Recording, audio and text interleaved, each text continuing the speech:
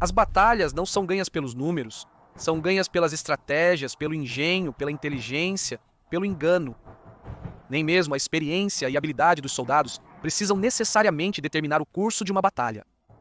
Roma, mesmo em desvantagem numérica, construiu um vasto império.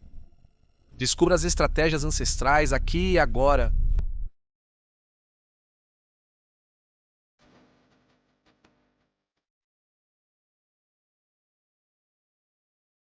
Acredito que os romanos merecem o primeiro lugar com sua formação em tabuleiro de damas em...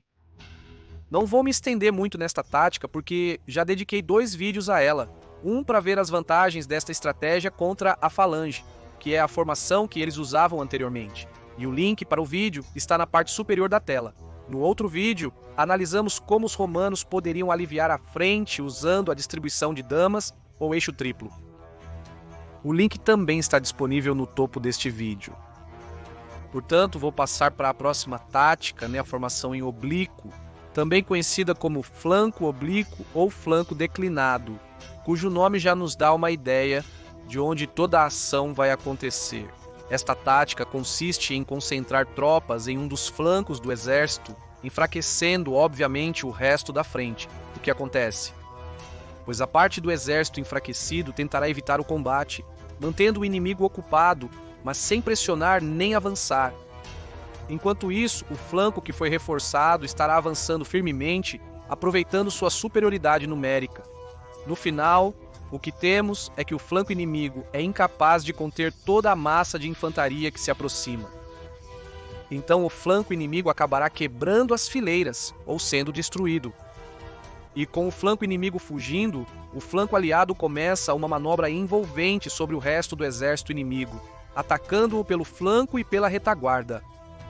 Obviamente, nenhum exército é capaz de suportar tanta pressão, então finalmente se rendem, fogem em desordem ou morrem lutando. O primeiro a usar essa tática foi Epaminondas, um general tebano, ao enfrentar os espartanos na Batalha de Leuctra. Ele saiu vitorioso e o formidável treinamento militar dos espartanos não lhe serviu de nada. Continuando com táticas que têm a ver com os flancos, temos a que eu batizei como flanco surpresa. Essa tática consiste em dispor a infantaria atrás da cavalaria. Essa infantaria deve passar despercebida em todo momento. Quando começar o combate entre a cavalaria das alas, essa infantaria se lançará corpo a corpo. Um cavaleiro é bom na carga, mas parado não é rival para a infantaria bem preparada como a romana. Então a infantaria destruirá a ala inimiga, fazendo com que a cavalaria aliada e a infantaria que estava com ela agora sejam capazes de cercar o inimigo e atacá-lo pelo flanco e pela retaguarda. Esta estratégia foi usada, por exemplo, por César na Batalha de Farsália. A próxima tática consiste em estender a frente de forma que seu comprimento ultrapasse o do adversário. Esta tática é útil quando se tem superioridade numérica, sem importar que o inimigo tenha mais experiência militar. Ao ter uma frente mais longa, as extremidades desta poderão cercar a frente inimiga, de forma que o exército adversário será atacado pela frente, pelos flancos e pela retaguarda.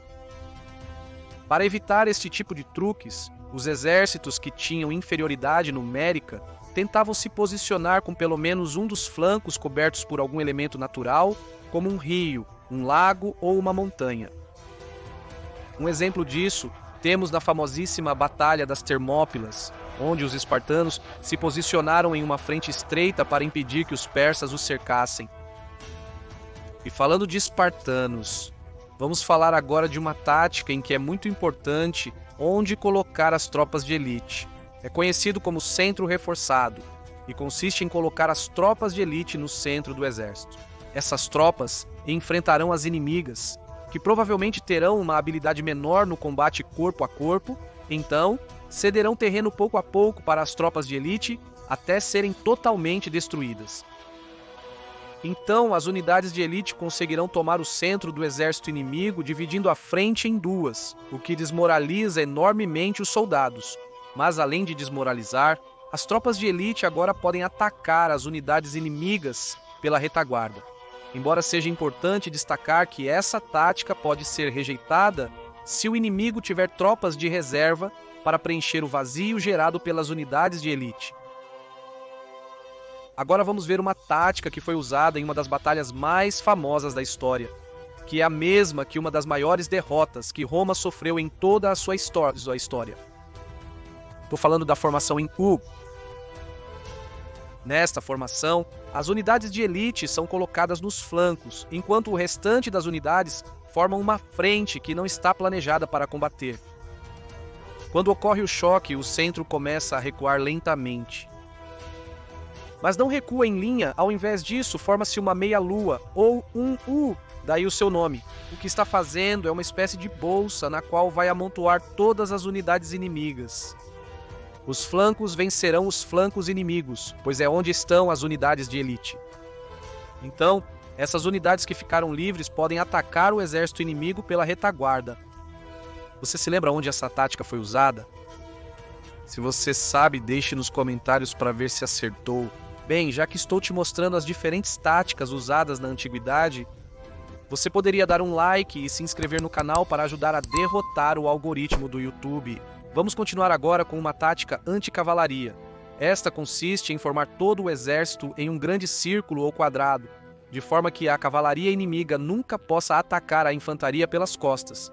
Se você quiser saber mais sobre esta formação, pode clicar no link que aparece na parte superior deste vídeo, onde aprenderá mais sobre esta formação e outras, como a rampa ou o orbis. Novamente, não vou me alongar sobre esta formação porque já a vimos nesse vídeo. Então vamos continuar com a próxima. E a próxima tática é chamada de retirada fingida. Acredito que já podem deduzir do que se trata. O exército iniciava uma retirada que ao inimigo parecia completamente genuína. Então, o inimigo, que vai querer aproveitar o momento para se livrar de rivais facilmente, perseguirá o exército em retirada. Normalmente, as perseguições não eram realizadas de forma ordenada, então o inimigo começará a se desorganizar. Então, nosso exército, que estava se retirando, de repente para, se forma e contra-ataca, destruindo seus perseguidores, que já se viam com a batalha ganha. Essa tática foi usada, por exemplo, na Batalha de Pirna. Os romanos, incapazes de atravessar as lanças macedônicas, fingiram recuar para um terreno irregular em... Os macedônicos perseguiram-nos desmontando as falanges. Então os romanos se viraram e atacaram, vencendo a batalha. Por último, temos uma tática que pessoalmente vejo como pouco honrosa, e é a de escaramuça. Consistia em unidades armadas com projéteis, hostilizando o exército inimigo.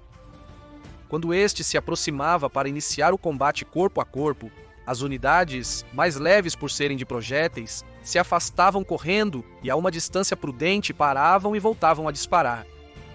Assim, uma e outra vez, até que ficassem sem munição ou até que as unidades inimigas ficassem suficientemente enfraquecidas para serem facilmente varridas em combate corpo a corpo.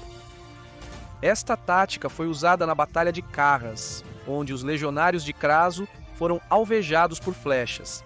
E se alguém ousasse sair da formação para perseguir os arqueiros montados, eles simplesmente se afastavam e continuavam atirando ou deixavam os catafratos passarem para varrê-los com uma carga. E aqui termina o vídeo de hoje, espero que você tenha gostado.